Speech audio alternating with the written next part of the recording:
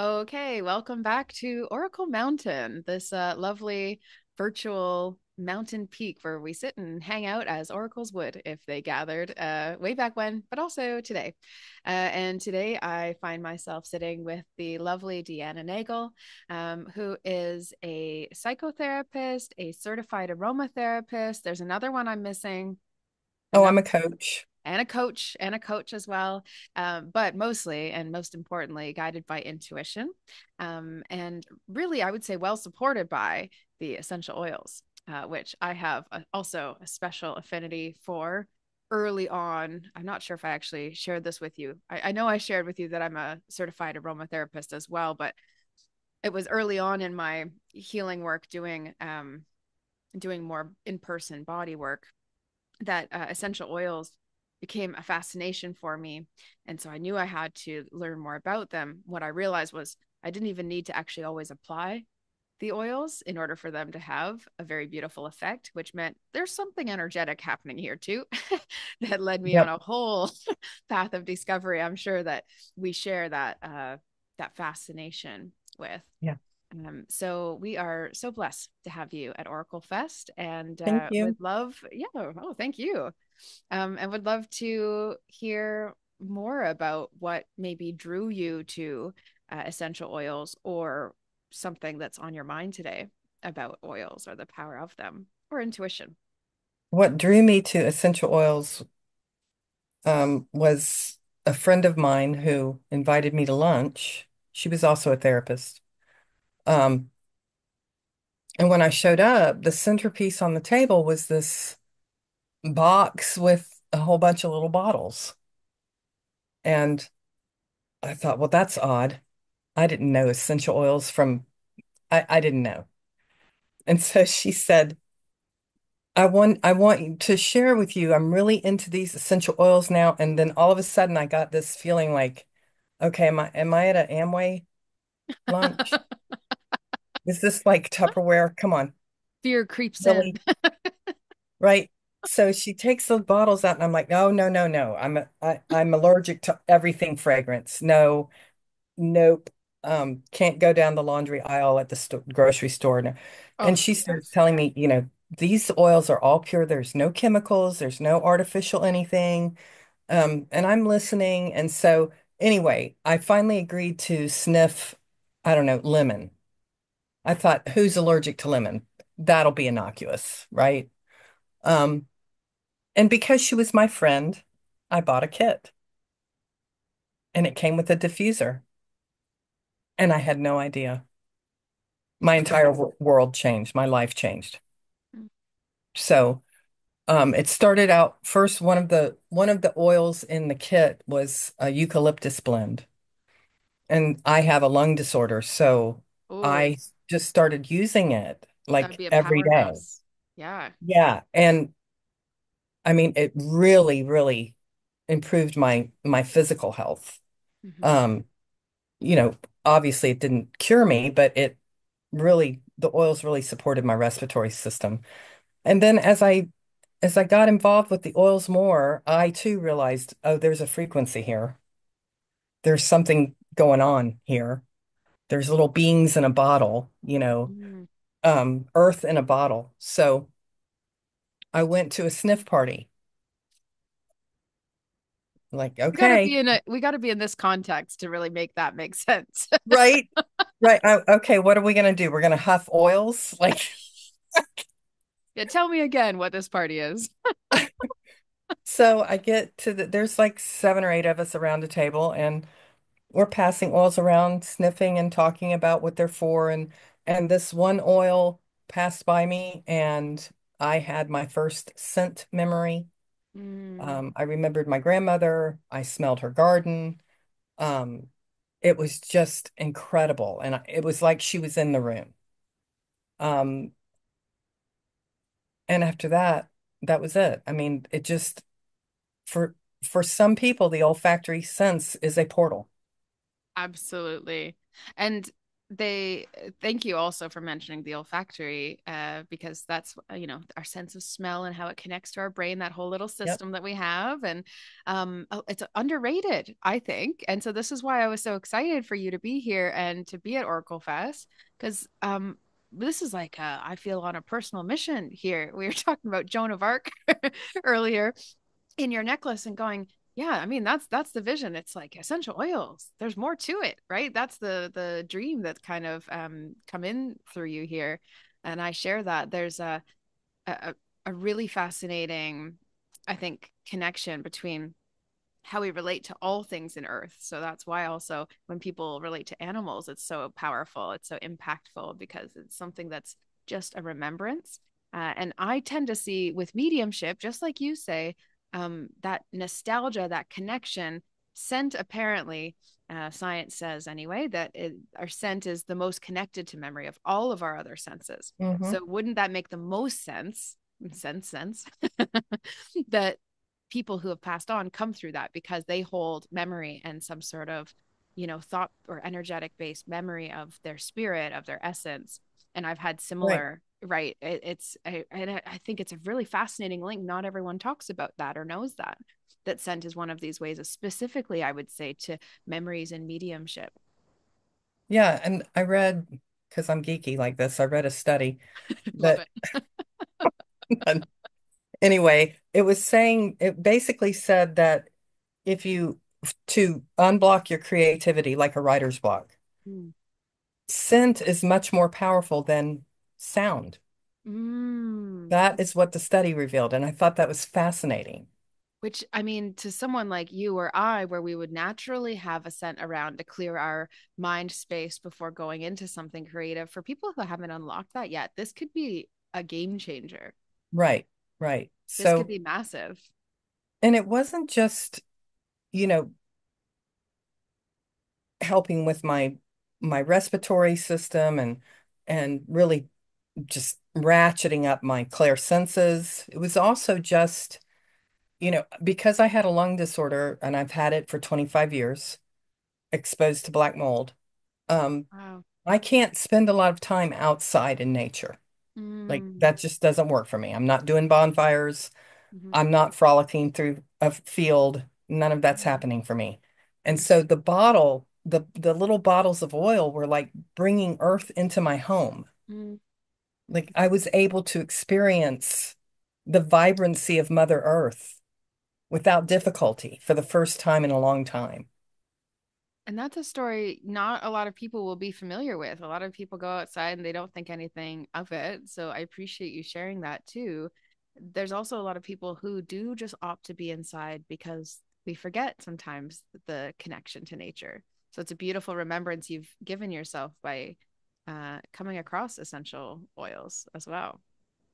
Yeah, and so since then, essential oils, became integrated in my work. Um, I, I am a brand partner with one of the larger oil companies, but that's never been my full focus. Mhm. The oils are my focus, and however I can integrate that into my work and to support others. So I support some people who join under me, so to speak, but that's not really why I do it. Mhm. Mhm. I do it because there's magic there,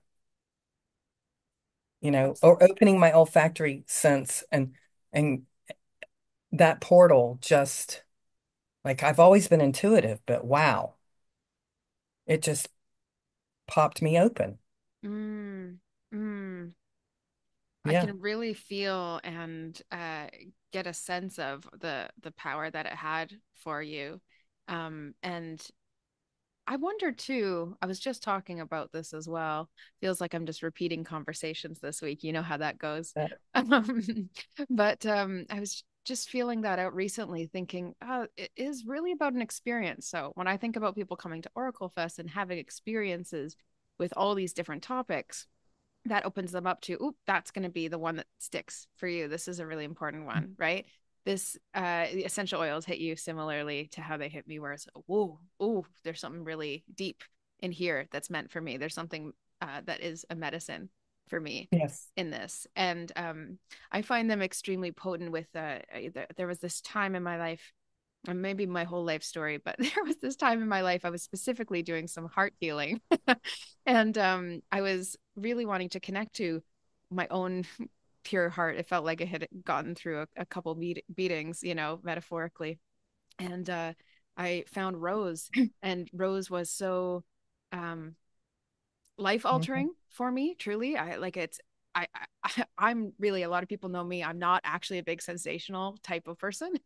When it comes to Rose, I will be a bit sensational. I'll be a little overly enthusiastic about the power of Rose essential oil, because it had such an impact on my whole spirit. It felt like I was able to come back to myself and my pure, yeah, like more of like a child. I mean, I was wearing rose quartz today. There's something in it, in this vibration anyways, for me. Maybe for someone else it would be a frankincense or a sandalwood or something with that kind of earthy, deeper essence. For me, it has been rose in this transformational space of the heart. I literally have a rose oracle, the rose pocket oracle from Rebecca Campbell, sitting right by me here, and my mom's name is Rose, and my Oh, blanket has roses. Yeah, so there's a lot of that energy. It was like specifically charged for me, and the remembrance felt so much deeper than a memory. It felt like an energetic, a feeling based, a vibrational memory. And so I know and I believe in what you're saying about bringing the power of earth in to your space and into also your physical, your soul space, your body and your soul space, like right close to you. Whereas in nature, how do we collect a whole bunch of frankincense when we live nowhere near it? Right. So there is exactly. this, like, that is a really cool thing that our markets have shifted so we can access aspects of nature we maybe wouldn't even be able to expose ourselves to. So I have a rose story. Go on. I'm just tapping my phone volume down in case it rings. Sorry. Beautiful. I had that Um, thought actually a few minutes ago, and I would be really embarrassed if it was me and not you that happened to. So I will do the same. so I used to have a brick and mortar aromatherapy shop, and I did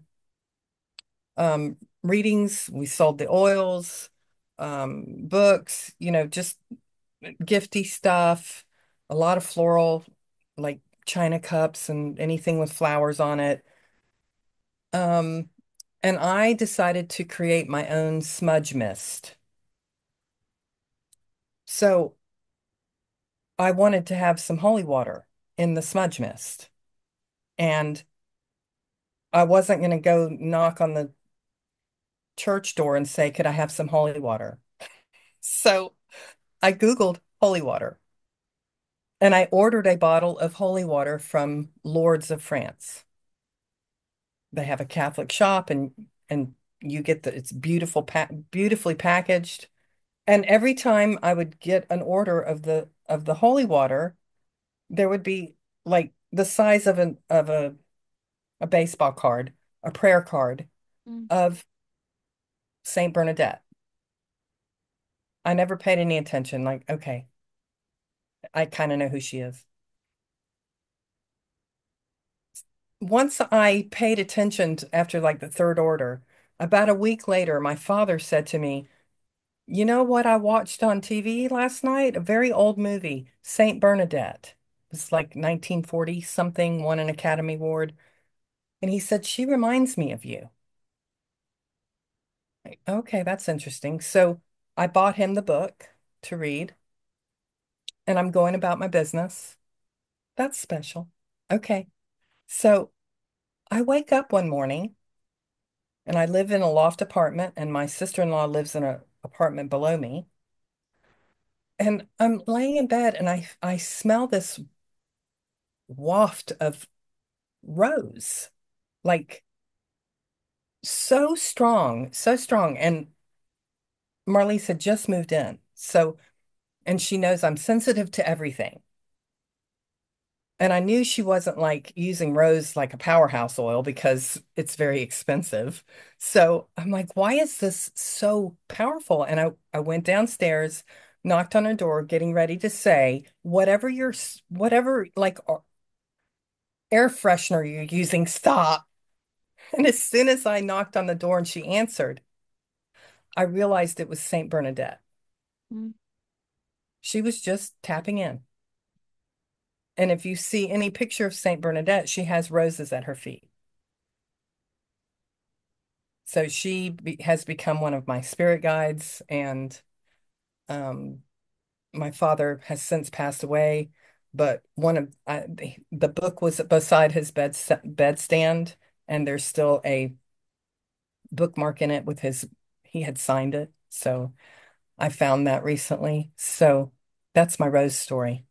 That is beautiful. And it's such a perfect Rose story because it's like the energy of Rose was like throughout that, actually, even just all the connections and loss and grief as well as a part of that whole. I mean, truly, it makes sense. I have an experience with Rose on the Rose line in France, in the Saint Sulpice Church as well. It's amazing how you're just walking and carrying on through your life. I was just eating macaron in France, thinking nothing of it. I wandered in thinking it was a museum. I end up having this immense, beautiful spiritual experience. Oh, the Rose Line. Funny that. Funny how these things circle in and we follow them. I know that you are also extremely guided by your intuition. Has that led you on some interesting journeys, would you say, in your life? Oh yeah, just a little bit. Looks a little shell shocked. Yeah, I mean, even coming out as an intuitive, Right. How must that have been for you? very scary. Hmm. I've always been intuitive. As a child, I was one of those, oh, she's touched, one of those. I was very sensitive. As a teenager, all my friends would say, "What do you think of that person?" Mm. Um, as a young adult, if somebody was dating somebody, "What do you think of my new partner?" Um, always wanted to get my Spidey vibes. Yep. And that was all fine and good, but most of the time in the early days, I only was able to intuit the dark, the shadow side. If I could go into a house and know it was haunted, Mm. I could sense something negative about to happen.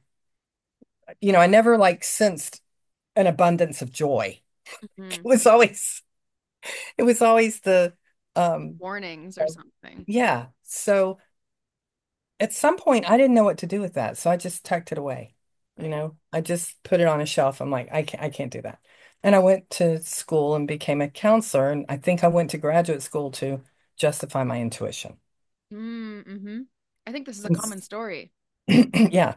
So the first 10 years of my career, I used my intuition, not not overtly, but like I did a lot of forensic evaluations, and somebody could walk in and I would know immediately what was going on. But you can't tell the judge that when you're doing an evaluation for court. So I would do all of the valid and reliable instruments and write the report, and the instruments almost always backed up my hunch.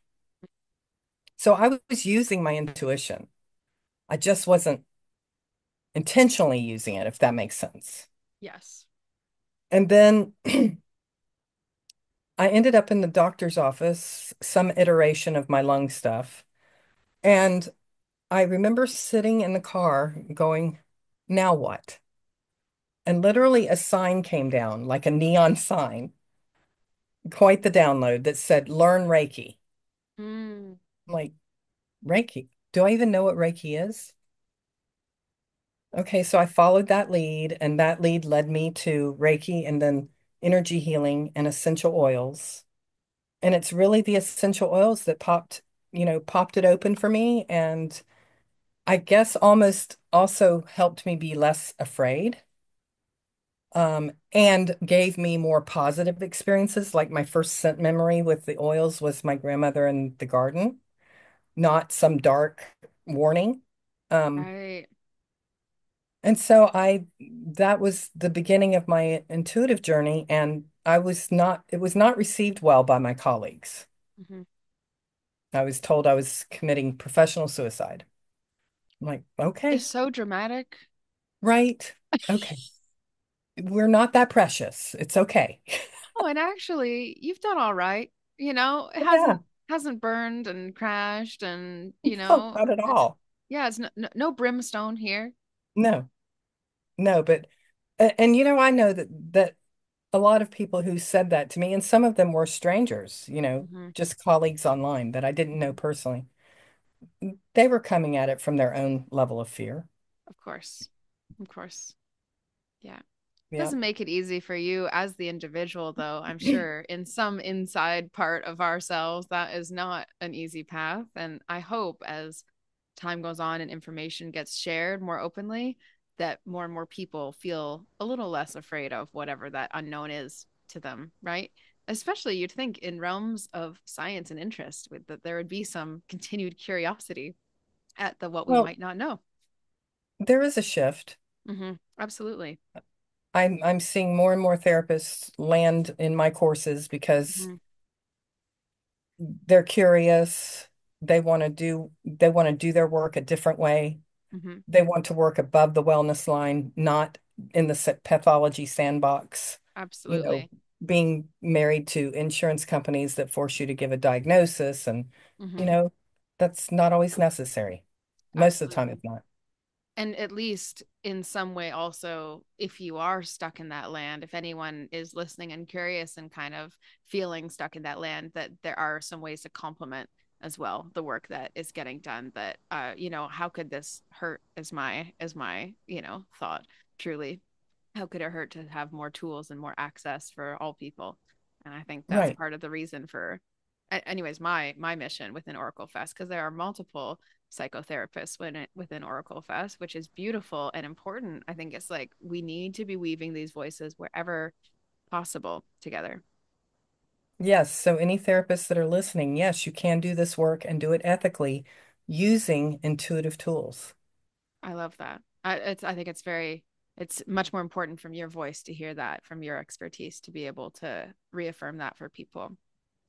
Hey, I was wondering, would you mind using some of that intuition with your own deck? Because I want you to show everyone your deck.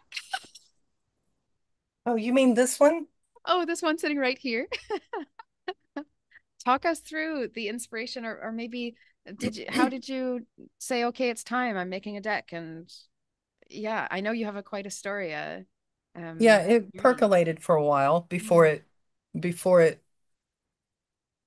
certainly before it became an end product. But I wanted to do something around the use of oils with the cards, and that was it was very like, yeah, okay, what's that look like? I don't know. Yeah. And Step two, please. Show us the step two. and I had been using Oracle cards for quite a while.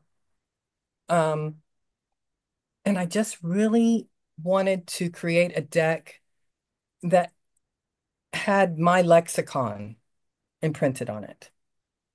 Every deck is different, and that's the beauty of Oracle decks to me. Mhm. Every deck is different. Every messenger is a different messenger. Um, and I use this deck in combination with other decks still. But I also wanted it to be a tool that could be for anybody that wants to learn from the Oracle, and therapists and coaches and healers as a teaching tool. So this deck is the primary deck I use in my Oracle Reader course. It's yes, Sarah, I have the cards out. My cat is very aware of what's happening. I love when all the cards are out and then all the animals appear. I Yeah. know things are going to happen, you know? Yeah, it happens all the time on the empath energetics calls. I actually I know a lot of my clients' animals by name now because I'm so familiar. The other day, this is a tiny story, but the other day, one of these dogs that I just love from afar, haven't met it in person, shows up and sat in the center of the screen, like as if she was attending, like as if she was sitting there just saying, "Oh, I'm just holding the spot until the owner comes back," and it was hilarious. I could see the joy in all the different people's eyes going, this is so funny. This dog is just attending class. Just That's too funny. perfectly squared up, framed this big boxer pup. She was so funny. Yeah, Sarah appears sometimes. Sometimes she just runs around like a mad cat Yep. when I pull the cards out, and then other times she'll join me. So Yeah. I love we'll that. see what she does. Yep. We will see. So it comes with a guidebook, and Beautiful. so there's 49 cards, 7 cards per chakra, Ah, and beautiful. we match it with what for instance, the root chakra, we call it sanctuary. Mm, The crown chakra, we call it transcendence. And mm-hmm. in the guidebook, there's the message, there are keywords, there's a chakra mantra, the recommended essential oil, the recommended crystal, the affirmation. And then there are 2 journal prompts. One is if the card is upright, and the other one is if the card is in reverse, and that means that's shadow work. Beautiful. So it's pretty comprehensive. Yeah. But the cards themselves are very simple. We used monochromatic black and white art on purpose. Mm-hmm. So what Lovely. would you Oh, like to, what would you like to ask the Oracle? ooh. I would love to ask the Oracle. Mm, well, it's interesting. When I was with Tara Kenzie, we were asking first the Oracle. Um, she was using her Soul Path Oracle deck. And first we asked about Oracle Fest, the event in general, and the energy of it. And then the next time I met with her, we were on a podcast on her side, and we read into Oracle Fest in-person events. And so I am open to, if some more clarity or other question comes through you, I would also be curious to know, um, what do the Oracle Fest attendees and potential attendees need to know about the Oracle Fest experience, or how might they ready themselves for their Oracle Fest experience?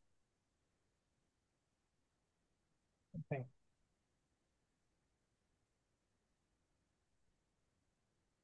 Okay, so we're going to ask the Oracle what do potential attendees need to understand about this Oracle Fest experience? Yeah, yeah, perhaps like what I haven't even seen to be able to share with them yet, you know?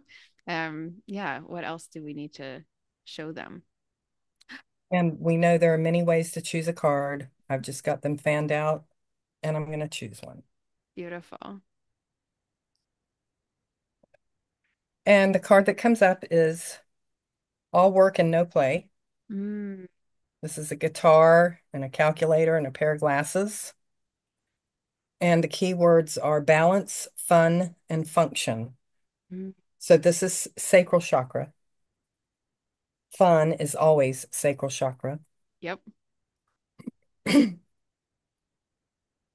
And the message is responsibility. This single word has such weight to it, doesn't it?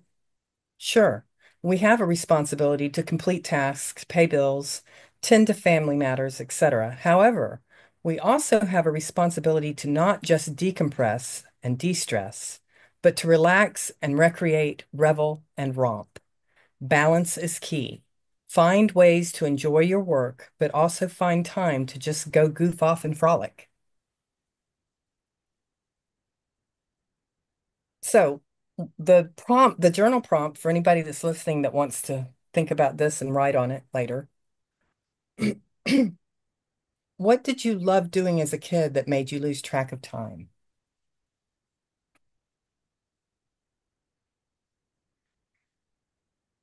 What I get from this card and Oracle Fest is for those of you that are coming to Oracle Fest to garner more skill, just let that go.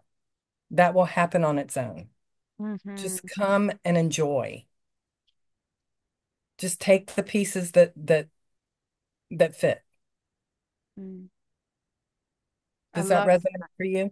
Absolutely, absolutely. I'm soaking it in. I really love that. It speaks to a lot of similar whispers that I've heard in different conversations between all us speakers about the idea that we are also, even the speakers, coming to play and coming to experience together what could be possible when we share in this knowledge in a space that honors each of us in some sort of equal measure, and that we can take ourselves too seriously, especially on this spiritual path. And honestly, I think every one of the speakers who's joining us kind of gets that we need that sense of humor. We have to lighten up and play if we're going to get anywhere, really, right? Because we end up going in circles when we've got this clipboard out and check and that's in alignment and this is working and da da da da da.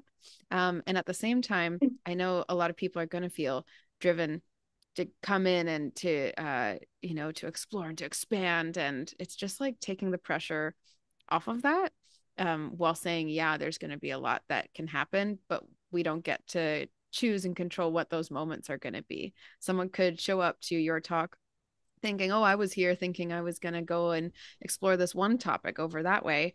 They could walk into your talk and that could be their apple falling on the head moment that, Yeah. just really gives them an experience. And to be in an experience, we have to have an open mind, that kind of curious. Tara has a similar idea that she pulled out the inner child as the overarching energy, this divine child, right? This Yes. divine child in all of us. We all just want to play with each other and tell us, hey, over here we make potions and lotions and balms, and over here we have a divining rod, and over here we have, we dream together. And so there are a lot of ways I can resonate with that card as well. And in some way, I was asking about myself and the readiness for Oracle Fest, and that would be also the responsibility to show up and play. I kind of like that it gave me both messages there. There's a sense of personal responsibility to play and to express our soul and our childlike selves. Yeah. And the journal prompt was, what did you love doing as a kid that made you lose track of time? Absolutely. Like, what Absolutely. was that fun thing? And I so bringing that sense of spirit into Oracle Fest, I think is everybody's next right action. love that. Love that. That is exactly, you couldn't have just delivered a better message if I'd somehow chosen the card myself. And we also have the essential soul care. And the reason I pulled this out is we call it a playbook on Playbook. purpose. Oh, It's a big, what looks like a workbook, but it's play. Like just right. play in this stuff. Right. And I have to give credit to my co-author, Madison Lee Akridge, who we literally sat in my living room for 3 days and channeled these messages. Mm, And how do we know they're channeled? Because for the most part, when we look at the cards, the book, we don't know who wrote which message, right. right? And there's no difference in the use of language. It all just flowed. Yeah. And there's no attachment No. to how these get handled. And I definitely have had that experience. I think actually probably hopefully most of the people who are coming to Oracle Fest have had some sort of experience where something's writing for them or it's getting written through you and not necessarily by the you that you are used to. Yeah, which is, yeah, what we talked about earlier. Just Absolutely. I might do a little writing exercise for Oracle Fest. I so love that idea, and I respect the idea that we are trying to keep some surprises as the oracles would. We would hide something behind the veil until the moment, there has to be some level of gentle theatrics, I think, when it comes to most of this work, as the universe sort of in spirit has a bit of that humor and theatrical way with us as well. So Yeah, I yeah. yeah. But just a heads up, you might want to bring your pen and paper, Bring a pen, or bring a crayons. paper. That is for every session, but especially DeeAnna's session, because it will pay off in dividends if you apply yourself and open yourself up to what's going to come through you. And I already recognize the power of scent. And I'm so thrilled that you hold, there's this vision of Oracle Mountain where we all have a torch, and each of our torches shine a different flame and a different light, Mhm. but they come together in this universal fire that we all are a part of. We continue dipping back in and out of, carrying it for others and lighting the way, as a luminary. Your flame being lit with the power of essential oils, maybe that's the fuel you have on this torch. I am so grateful for. It feels so important to me that, especially now in this time, people are familiar with essential oils. What about that next deeper step? What about that? Ooh, there was something to this. What would Yep. that beyond look like? And I think you're such a great guide for that. Thank you. Thank My you. pleasure. Well, My pleasure. it's meaningful to me. Absolutely. Absolutely. Yeah. Yeah. Yeah, it's all the memories. I think because we're talking about the olfactory system, I'm replaying all my little scent experiences as well. So I know I'll also glean a lot of comfort in hearing more from you. I would say this is a beautiful time for us to wrap up and off before we start revealing all that's going I to be know, revealed right? at Oracle Fest. I know. It's funny because right now it's getting close to the holidays, and I think, man, that is difficult. I'm such an honest person. It's difficult to hold these surprises in around the holiday season, even of just what gifts you've got for people and things like that. You go, ooh, it's that kind of excitement that I'm filled with in knowing what is going to come out at Oracle Fest. So thank you very much. Thank you so much for your reading, Thank you. for showing us, and for taking part. And And thank you for doing this. hey, came through me, Joan of Arc, like this vision woke me up, and just wandering from village to village. Thank goodness I've met some nice people along the way. No, I appreciate that as well. Not just trying to be silly about it. I appreciate that. It's I think we're doing it together, and I'm happy to, yeah, to be kind of hand in hand with everyone. Thank you. I Thank look you. forward to it. I look forward to the play and the frolic. Yes, playing and frolicking. That's what we'll do. Maybe I need a Yes. play and frolic meadow somewhere in this festival. We'll maybe try and find a space for more play and frolic. Thank you so much, DeeAnna, and to everyone else, enjoy the rest of your day. And we hope to see you at Oracle Fest. Bye.